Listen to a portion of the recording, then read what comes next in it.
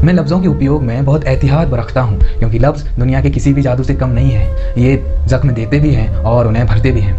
Harry Potter movie का यह iconic dialogue शायद कबीर दास जी की कलम से लिया गया होगा, जिसमें वे कहते हैं कि ऐसी बाणी बोलिए मन का आपा खोए और इनको शीतल करें आपहु शीतल होए कबीरा आपहु शीतल होए।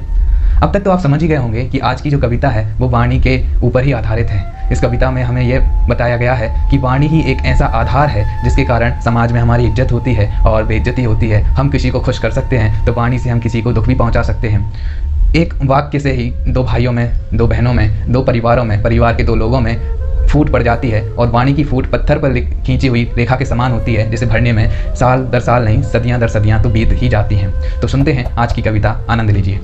बातों से निभते रिश्तों में बातों से ही गरमाइश है, बातों की दुनियादारी में मेरी भी फरमाइश है। बातों से बात बनाने में बातों से मैं ना पाहिज हूँ, बातों के भाव बताने में मैं तो एक अपाहिज हूँ। लोगों के तौर तरीकों से मैं कुछ आधा सा रीता हूँ, मेरी खातिर दुनिया रूठे तो गम हमेशा पीता हूँ।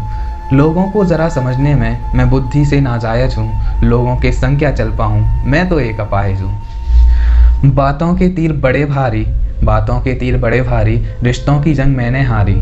गर बात हृदय में चुभ गई हो तो माफ़ करे दुनिया सारी। कब किससे क्या बात करूं, कब किससे क्या बात करूं, इस समझ मात्र से जाहिल हूं। बुद्धि विवेक और तन मन से मैं तो एक अपाहिज हूं, मैं तो एक अपाहिज हूं।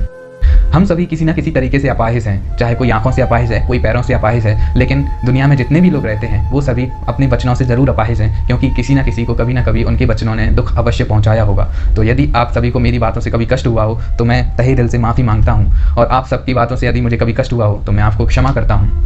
तो मुस्कुराते रहिए, खुश रहिए, स्वस्थ रहिए और ध्यान रखिए अपना और अपनी बातों का। साथ ही साथ कविता पसंद आई हो तो लाइक कीजिए, शेयर कीजिए और अपना प्यारा सा कॉमेंट अवश्य हमें प्रेषित कीजिएगा। चैनल को सब्सक्राइब अवश्य कीजिए। तो मिलते हैं अगली किसी कविता के साथ, तब तक के लिए